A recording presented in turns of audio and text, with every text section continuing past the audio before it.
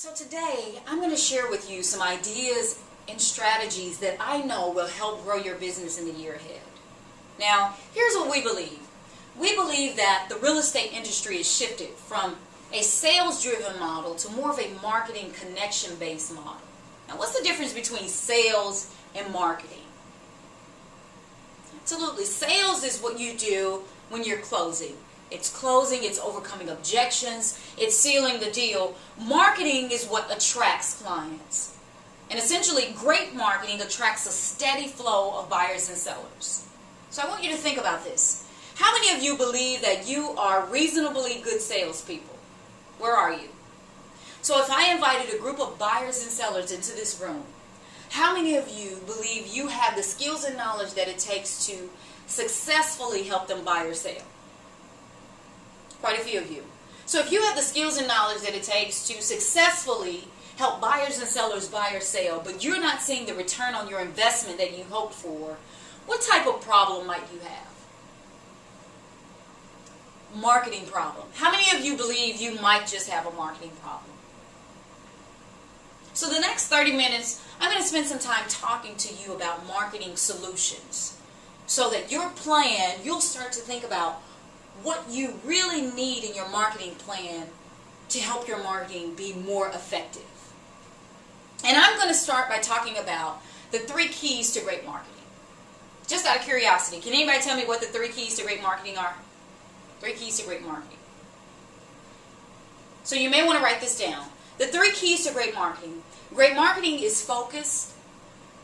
Great marketing is emotional. And great marketing is consistent. Great marketing is focused, emotional, consistent.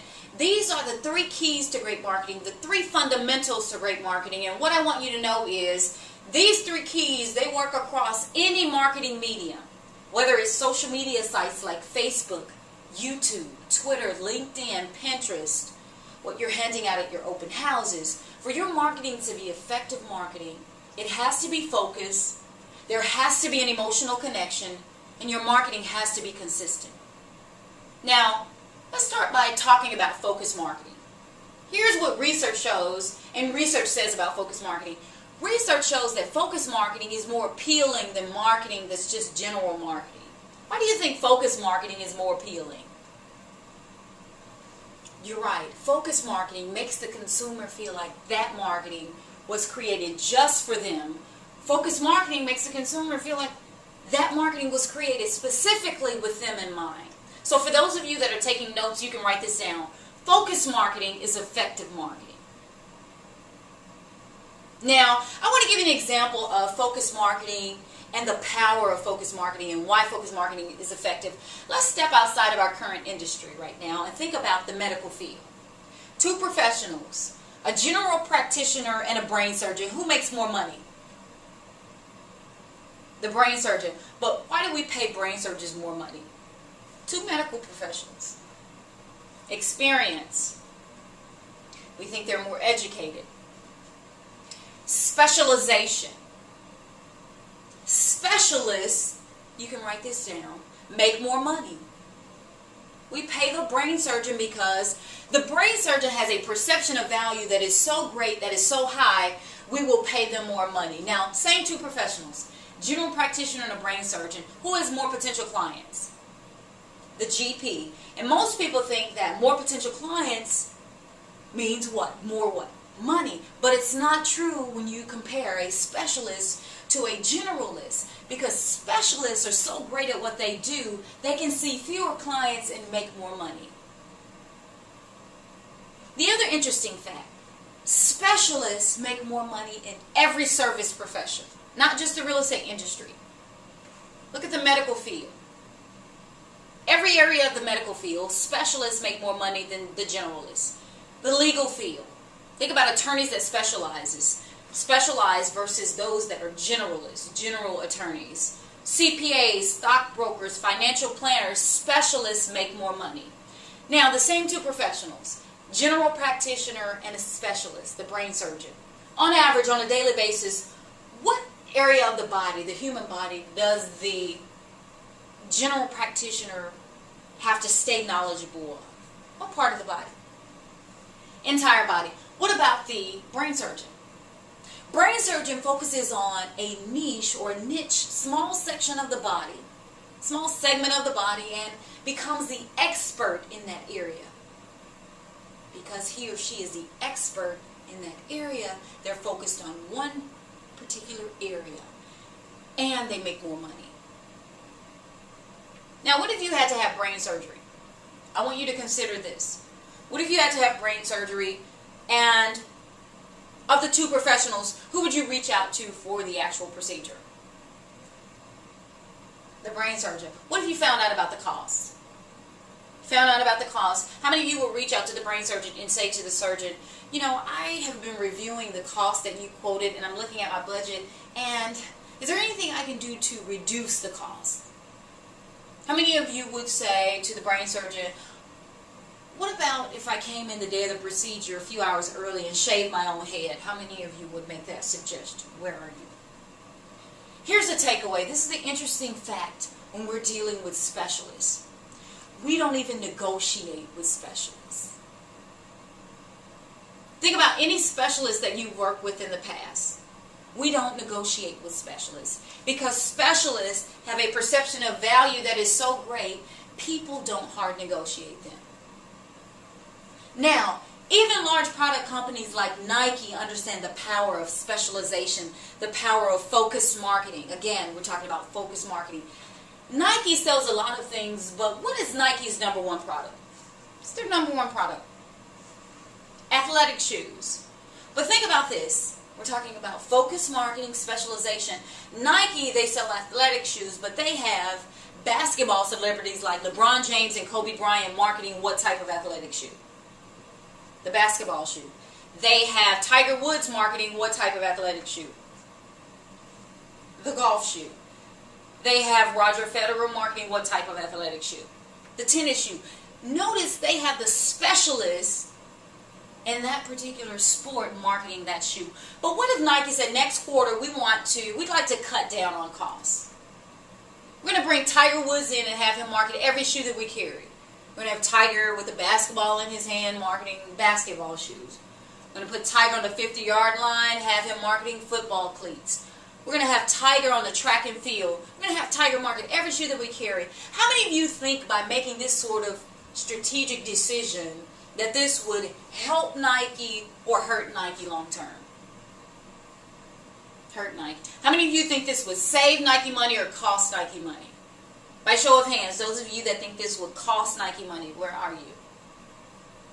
So I want you to think about this. If a loss of focus in marketing would cost a huge product company like Nike, how much is it costing you by having a lack of focus in your marketing? How much is it costing you in time? How much is it costing you in lost commission? How much is it costing you in ineffective marketing expenditures to have a lack of focus in your marketing? And the bigger question is, how long do you want to continue to pay this cost?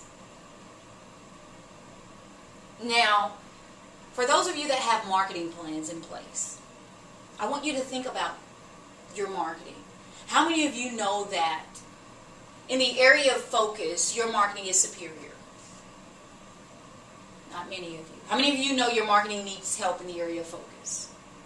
Quite a few of you. And here's what I can guarantee you. If your marketing lacks focus, it costs you. And it's costing you in a big way.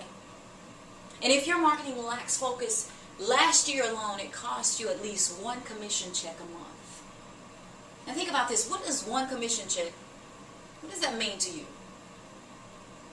To lose one commission check a month due to a lack of focus in your marketing. And what's going to make the difference in the year ahead? Now, the second key to great marketing is emotional. I'm going to talk about emotional marketing, spend some time talking about consistent marketing, and then I'll wrap up and take any questions you might have. Emotional marketing. Why is emotional marketing and emotional connections in marketing so critically important to the success of marketing campaigns? Now, here's the interesting thing about emotional marketing. Emotional marketing makes you feel something. So emotional marketing makes you excited, it makes you cry, it makes you happy, it makes you laugh, it calls you to action. But the key to emotional marketing is simple. Emotional marketing, for those of you that are taking notes, you can write this down. Emotional marketing is memorable marketing. It's marketing that you will never ever forget. Now, what do you call it when you meet a potential client for the first time? Maybe you have a conversation, you revisit that conversation, and you say to yourself, I feel like this client and I, we established great, what do we call that? Rapport. Emotional marketing builds rapport. So even when you're not face-to-face with the client, emotionally connecting marketing is building that relationship on your behalf. So I want to ask you this. Is it easier to work with people you've established rapport with? Absolutely. Do you enjoy working with people you've established rapport with? You bet. How many of you have ever worked with a client that you really didn't like working with? Quite a few of you. Emotionally connecting marketing material helps eliminate that. So you're working with clients that you enjoy working with. Now, I want to ask you a question. How many of you have, let's say, held an open house before? In that open house, I want you to think about the experience, and I want you to think about the opportunity that you have to build rapport, establish rapport with a potential buyer or seller. And how are you connecting emotionally with that buyer and seller during this marketing experience?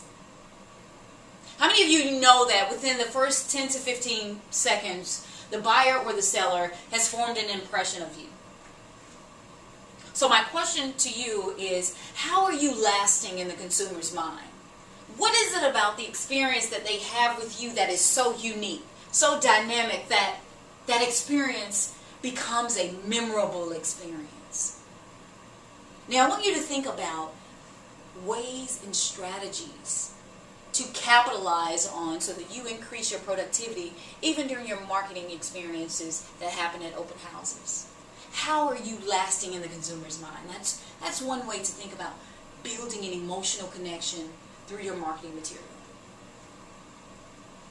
Now, here's what I want you to consider.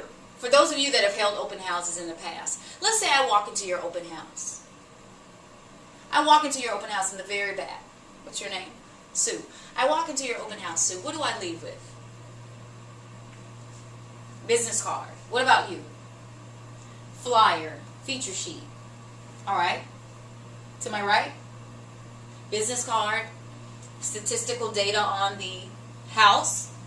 So think about this. If I'm a consumer and I'm really seeking a home, looking for a house, do you think I'm just going to attend one open house? Not likely. The chances are I'll attend multiple open houses. Let's fast forward. Let's say 50 open houses later. I've attended 50 open houses. I received lots of business cards, lots of feature sheets, flyers, information on the house. And let's say at the end of the night, I flip through these feature sheets. None of the homes really speak to my needs. What do you suppose happens to the feature sheets? Most people throw those away. Let's think about the business cards. I have a pile of business cards. But how do I, from a pile of business cards alone, find the agent that is right for me and my needs? What do you suppose happens to the business cards? Most business cards. We throw those away. How many of you believe that your business card is in a frame in a consumer's home and it's over the fireplace and it's... Most business cards, we know that we throw those business cards away. But think about an opportunity to build an emotional connection through your marketing material. I'll use Sue as an example. Let's say Sue invites me into her open house. She welcomes me into the open house and she says, "Hi, my name is Sue. I'd like to welcome you to my open house. I want to provide you with my business card. I also would like to provide you with a feature sheet with information on the house. But in addition to the feature sheet and my business card, I'd like to provide you with a copy of my personal brochure. And in this brochure, you're going to find out some interesting things about me. You'll find out about my background, my values, my interests, my experience as a realtor. But more importantly, the last thing that Sue says to me is, more importantly, you're going to find out if I'm the type of realtor you'd like to work with. You're going to find out if I'm the type of realtor you'd like to work with. Now, I take Sue's personal brochure, and as I walk through this open house, what might I be thinking about Sue? in the very back. Professional. All right? Successful. Experienced. She invests in herself. Now think about this. We're making all of these assumptions about Sue off of a piece of what? A piece of paper, a piece of marketing material. Most of you, without having read the information, you've assumed that Sue is professional. She's experienced. She invests in herself. Do we like to work with people that are professional, experienced, that invest in themselves? Absolutely. This is an opportunity to provide your client with information about yourself, something that's unique, because here's an interesting fact. How many of you know the real estate industry is competitive? Even in a very competitive industry, a very competitive marketplace, you want to have some marketing material that allows you to shed light on character traits, some interesting things about you that would attract potential buyers and sellers. Now, I want you to think about your marketing material that you're currently using and what you've used at open houses in the past. How many of you could honestly say more than maybe 1, 2, or 3 clients possibly slipped through your fingers because you didn't have emotionally connecting marketing material? Quite a few of you. So what does 1, 2, or 3 clients cost you? What do you lose when you lose 1, 2, or 3 clients? Thousands. 1, 2, or 3 clients cost you thousands of dollars. How many of you got into the real estate industry because you wanted to lose money?